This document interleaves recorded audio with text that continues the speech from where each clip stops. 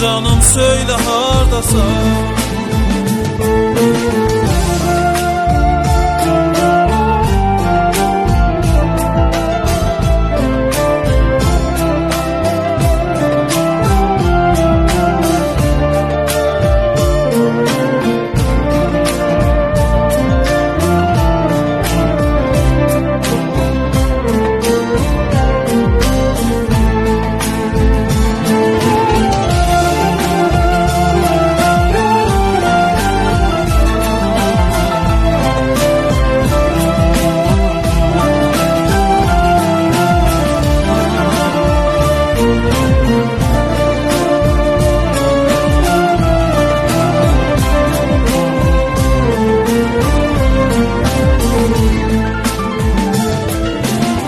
Bilsem gelersen durup yol üstə, sen gelen o yollara çiçek səpərdim.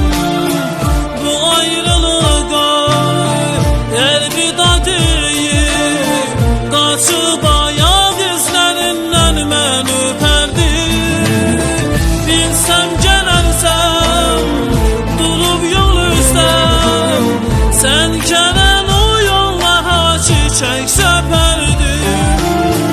Bu ayrılığa elvida deyip qaçıb ayaq izlərindən mən öpərdim.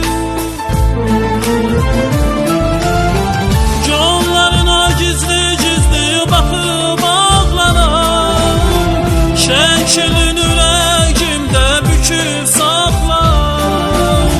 Gecə gündüz dəniz kimi coşub çağlaram, canım söylə hardasan. Yollarına gizli-gizli baxıb ağlaram, şəklin ürəyimdə büküb saxlaram. Gecə gündüz dəniz kimi coşub çağlaram, canım söylə hardasan. Yollarına gizli-gizli baxıb ağlaram, şəklin ürəyimdə büküb saxlaram.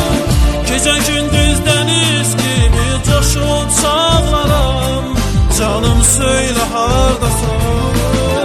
Yollarına gizli-gizli baxıb ağlaram, şəklin ürəyimdə büküb saxlaram.